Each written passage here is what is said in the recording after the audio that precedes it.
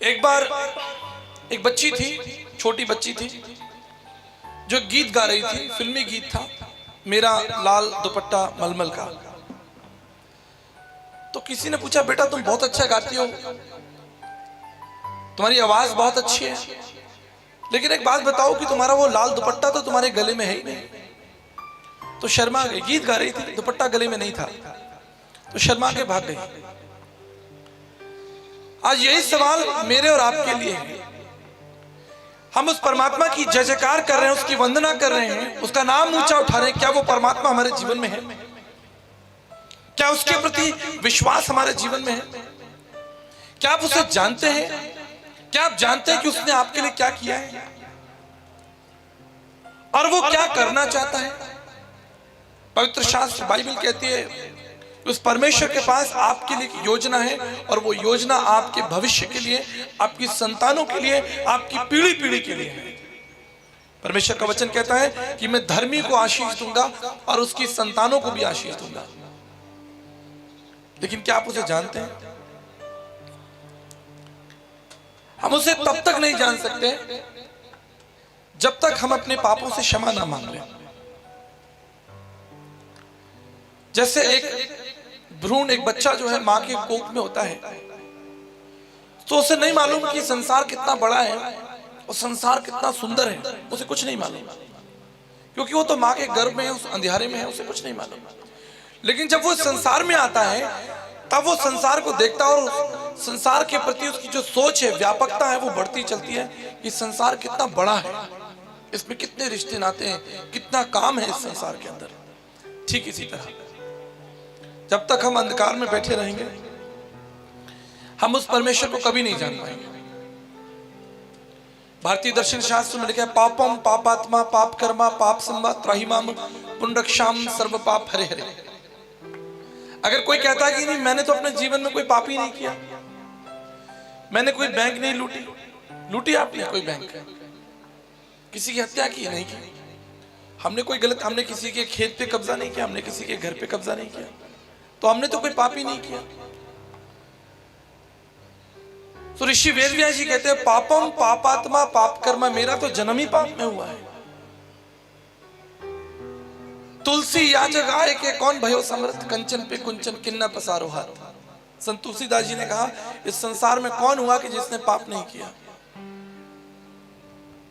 इसलिए महाभारत शांति पर्व में लिखा है, अश्रद्धा परम पापम श्रद्धा पाप प्रमोचनी।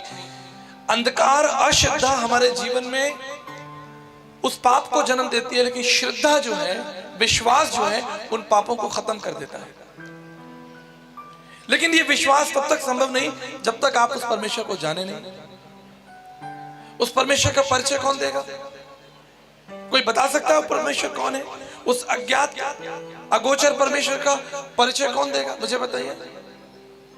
मैं यहां खड़ा हूं, आप में से कितने लोग मेरा नाम जानते हैं? आप कहेंगे वो तो पोस्टर पर देख लिया हमने, लेकिन आप मेरे बारे में कितना जानते हैं? कुछ नहीं जानते। जब तक मैं आपको ना बताऊं कि मैं कौन हूं, मुझे क्या पसंद है, अपनी विशेषताएं, अपनी योजनाएं, अपने परिवार के बारे में, मेरे कितने बच्चे हैं, पत्नी, माता पिता कहाँ रहते हैं, क्या करते हैं, मैंने कहाँ से पढ़ाई की, मुझे खाने में क्या पसंद है, क्या पसंद नहीं है, जब तक मैं ना बताऊं आपको मेरा परिचय कौन देगा?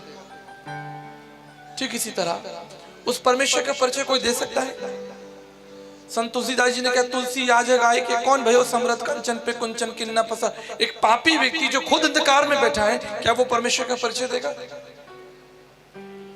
इसलिए जब यीशु मसीह का जन्म हुआ, प्रभु यीशु मसीह का जन्म हुआ, तो लिखा है कि स्वर्ग से फरिश्ते उतर कर आए, स्वर्गदूत उतर कर आए, और जो गडरिये अंधकार में बैठे थे, बाइबल कहती है उनके ऊपर एक बड़ी ज्योति चमकी।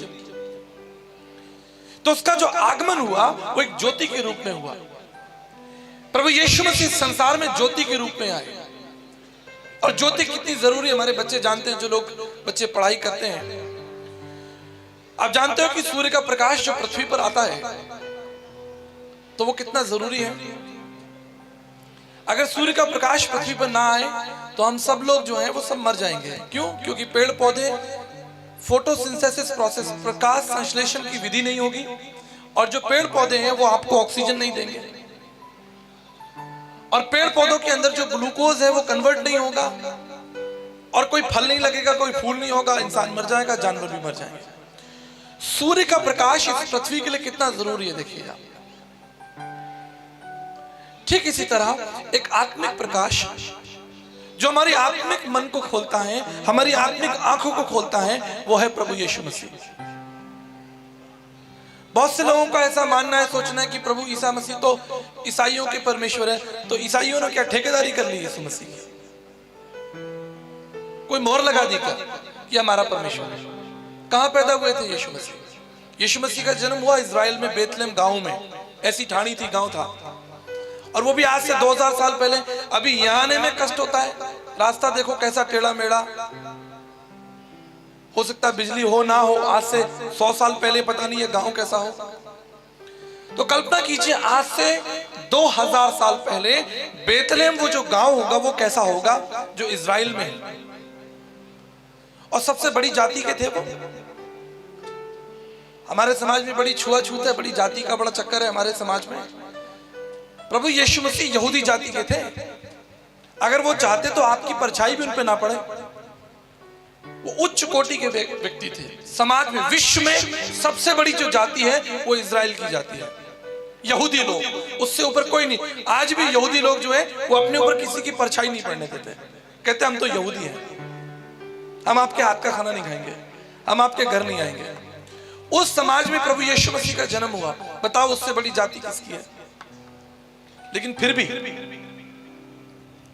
बाइबल कहती है वो घर घर गया, कोड़ियों के साथ बैठकर उसने खाना खाया। कोड़ियों के साथ, आप कोड़ियों के साथ बैठ नहीं सकते। एक बार नवजोत सिंह सिद्धू जी, जो पूर्व क्रिकेटर और सांसद हैं, आप बच्चे लोग जानते होंगे नवजोत सिंह सिद्धू। एक बार उनके मन में इच्छा हुई कि भाई वो मदर टेरेसा का आश्रम है कलकत्ता में, उसे देखने जाएं। तो वहां कोड़ियों का आश्रम था। तो सिद्धू साहब गए। जब वो आश्रम में गए तो वहां तो बहुत बदबू आ रही थी, क्योंकि सारे बेचारे 500 से ज्यादा कोड़ी वहां पर जो है मर रहे थे, उनका शरीर गल रहा था। जब शरीर, मनुष्य का शरीर गलता है, अंग गलते हैं, स्किन गलती है, तो कैसी बदबू आती होगी। तो सिद्धू साहब वहां बैठे तो उनको तो उल्टियां हो गई। उन्होंने अपना रुमाल मुंह पे लगा लिया, बोले यहाँ कैसे रह सकते हैं भाई।